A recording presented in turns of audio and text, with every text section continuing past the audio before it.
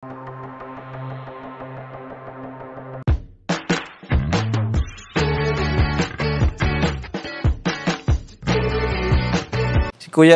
Kuya Jens, ano yan, reactor natin yan. Official reactor. Hello mga kalingap, welcome back sa aking YouTube channel, Square Jens. So kung bago ka lang sa aking YouTube channel, huwag niyo pong kalimutan mag-subscribe at click the bell button para lagi po kayong updated sa ating mga bagong upload na video. At huwag po natin kalimutan suportahan ng Butim Kalingap sa pangunguna ni Kuya Val Santos Matubang, Ate Edna Vlog at syempre Kalingap Rab. At pakisuportahan din po ang mga kasama sa Butim Kalingap, nandiyan po ang K-Boys, Kalingap Partner, Kalingap Reactor, at lahat po ng charity vlogger sa buong Pilipinas sa tumutulong sa mga kabayan natin na lahat may hirap. Suportahan po natin lahat, guys. So ngayong araw mga kalingap, andito po tayo ngayon sa Rise and Cry Cemetery kasi po dinalaw po namin si nanay, first year anniversary po, death anniversary po ni nanay, at kasama ko po si papa, tapos hinihintay na rin po namin dito si kapatid at si mama. So, pero habang naghihintay po kami mga kalingap, sabi ko nga magbigay muna ako ng reaction video para sa mga nag-aabang po ng update sa part 93 po ng Tambalang Jump Car, at syempre po para pag-usapan din po natin yung nakaraang upload po ni Carla kung saan po napanood naman natin na nag-jogging po siya kasama ng isang kaibigan. So mamaya po may good news po ako sa inyo para sa mga nag-aabang po ng part 93, pero bago yun, panoorin po muna natin ang ilang mga eksena sa upload ni Carla Topular Vlogs, at wag po natin kalimutan suportahan ang kanilang mga YouTube channel in 5, 4, 3, 2. Hello po, welcome back po to our YouTube channel. This is your Carla Topular Vlogs po. Then samahan niyo po ako dito sa video na ito dahil kami po is pupunta sa Bagasbas. Then today po is Sunday, bali wala po kami pasok. Kaya kanina po is galing po kami sa church. Yes, nagsimba po kami. Then kaninang umaga pala po galing kami sa school. Then after sa school, nag-church. Tapos ngayon po bali hapon na, time check po, it's already 5:30 po, 5:36. Then ma-jogging na muna po kami. Kasama ko po yung kaibigan ko, si Jimmy. Yun po, bali magmumotor lang po kami. Then syempre po may helmet. Yan, ito po yung helmet na ito is sama pa kami ni Kalingap Jomar. Magkasama po kami nung binili po namin ito. Sponsored lang din po ito. Hindi ko po alam kung nakalimutan ko na po kung sino ang nagbigay. Sa mga hindi pa pala po nakasubscribe, then subscribe na po kayo. And don't forget po to click the notification bell para po lagi kayong updated sa aking bagong upload. Then maraming salamat po ulit sa lahat ng sumusuporta sa akin, sa mga hindi po nag-i-skip ng ads. Yes po, sa mga nagmamarathon po, sa lahat ng viewers, thank you very much po sa inyo. Then syempre po sa buong team Kalingap, kila Kuya Val Santos Matubang, kila Ate Edna Vlogs, kila Kuya Rab and Ate Jack po.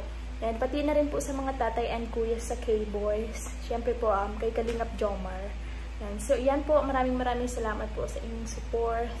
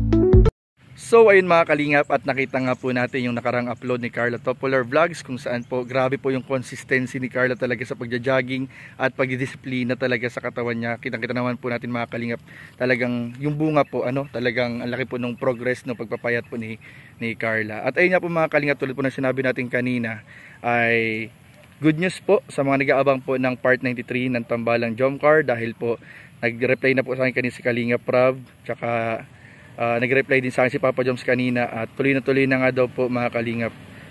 Meron pong nangyaring shoot ng part 93 kanina, kaya abangan na lang po natin sa main channel po ni Kalingap Prav kung ano po mga nangyari, anong naganap. Pero grabe daw po mga kalingap, napakaganda at talagang nakakilig, level up talaga ang Tambalang Jomcar sa bawat episode ng kanilang serye. So yun lamang po mga kalingap, at maraming po salamat sa panonood. Please don't forget to like, comment, share, and subscribe sa ating mga video. Maraming po salamat. God bless. Bye bye.